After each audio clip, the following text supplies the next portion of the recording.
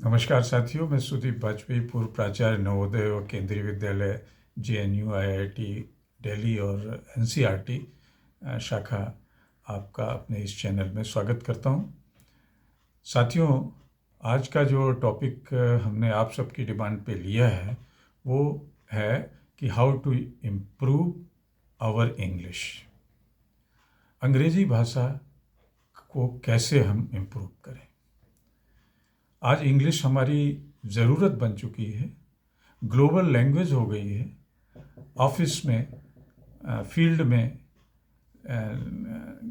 Language learning में, जहाँ भी है आप देखते हैं कि अगर हम इंग्लिश नहीं जानते हैं तो हम अपने को पिछड़ा हुआ पाते हैं, हम फॉरवर्ड लीडरशिप रोल में नहीं आ पाते हैं।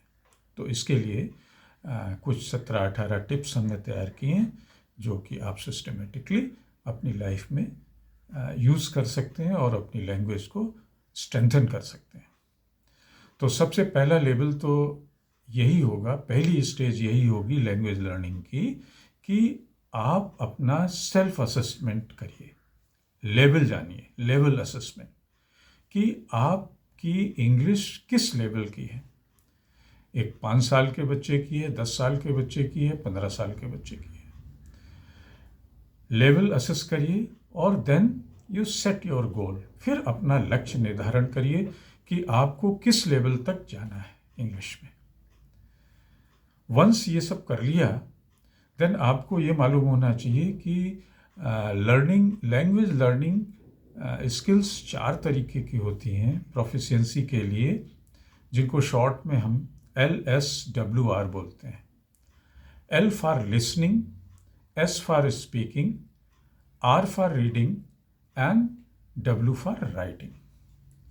आपने ध्यान दिया होगा, जैसे बच्चा होता है छोटा 1 साल का, तो वो सिर्फ पहली स्किल L का इस्तेमाल करता है, लिसनिंग की। खूब सुनता है, आपका जवाब नहीं देता है, लेकिन सुनता रहता है।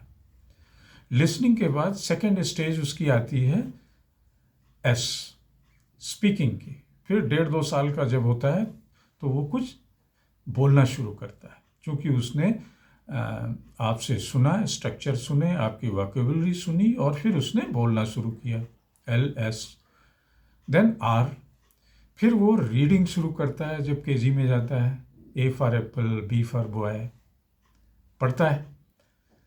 पढ़ने के बाद फिर लास्ट में जाके राइटिंग पे आता है। फिर वो लिखना शुरू करता है, शब्दों को, वाक्यों को, पैराग्राफ्स को और पेजेस में। तो यही LSWR आपको सीखना है, ये चारों स्किल। और आपका गोल बड़ा ही रियलिस्टिक होना चाहिए। अगर रियलिस्टिक गोल नहीं हुआ कि आप बिल्कुल इंग्लिश मैन की तरीके से पहले ही राउंड में सीखने पे आ गए, तो निराशा आपको हाथ लगती है। तो इसलिए छोटा गोल डिसाइड करें कि पहले मैं 10 साल की लेवल का, फिर 15 साल का, फिर 20 साल के लेवल के बच्चे की इंग्लिश सीखूंगा। अब जब पहला आपने अपना लेवल असेस कर लिया, गोल सेट कर लिया, तो दूसरी स्टेज आती है रेगुलर प्रैक्टिस की। Practice makes a man perfect, उसी से आदमी परफेक्ट होता है। तो नियमित अभ्यास की जरूरत होती है।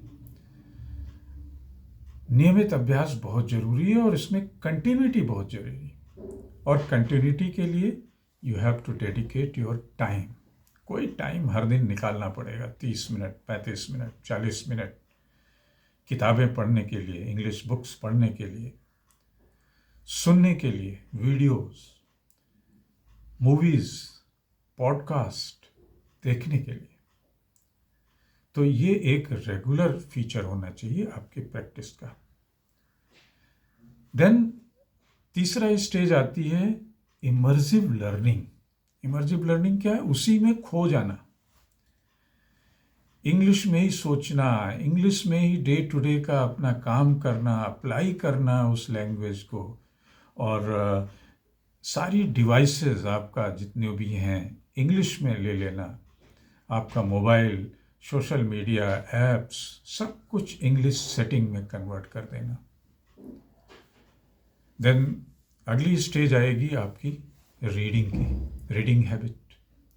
तो रीडिंग हैबिट में चूँकि आपने अपना लेवल डिसाइड कर लिया है कि किस लेवल से आपका लेवल क्या है और किस लेवल शुरुआत करनी, तो सबसे पहले अपना एक कंफर्ट जोन बनाइए। लेवल ऑफ इंटरेस्ट, किस तरीके में आपका ज़्यादा इंटरेस्ट, सपोज गेम्स में है तो आप गेम्स की बुक पढ़ना पसंद करिए।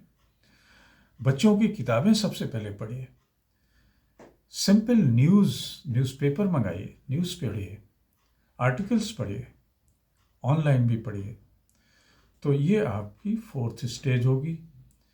फिर 5th स्टेज होती है आपकी वोकैब्युलरी इनरिचमेंट की, शब्दकोश बढ़ाना, नए शब्द सीखना,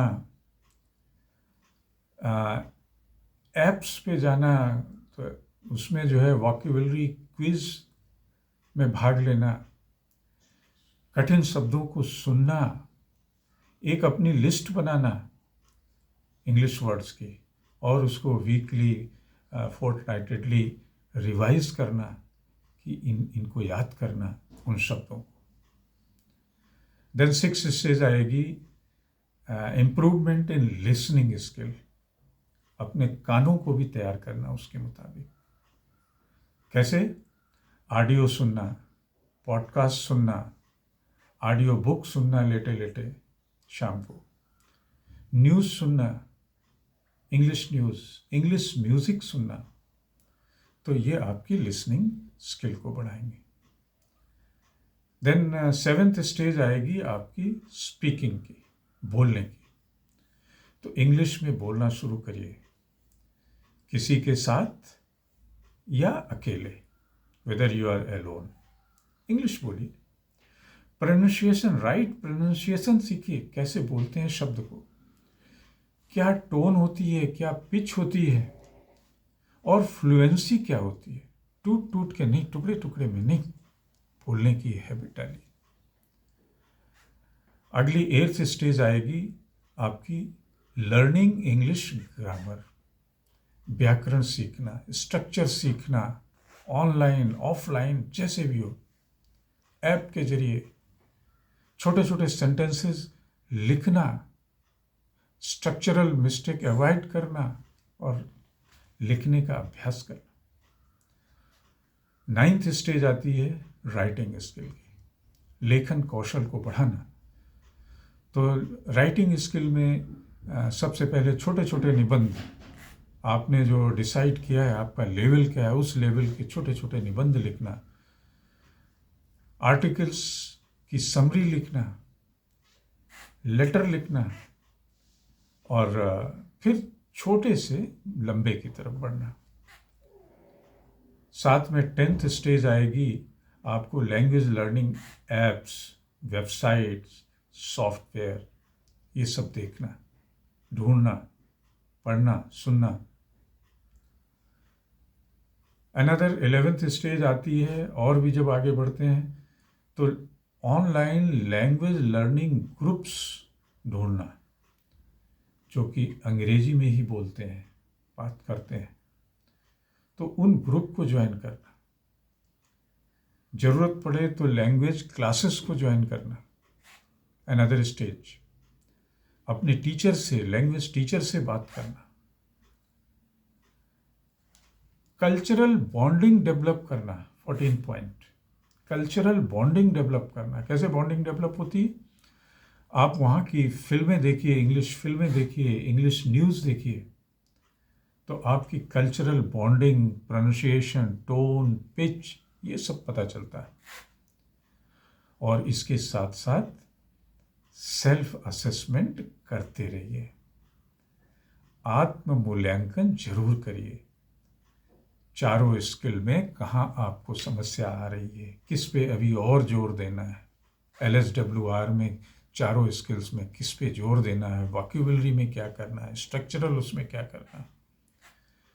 और इनके साथ अगला पॉइंट है कि हिम्मत ना हारना, keeping patience and having strong determination.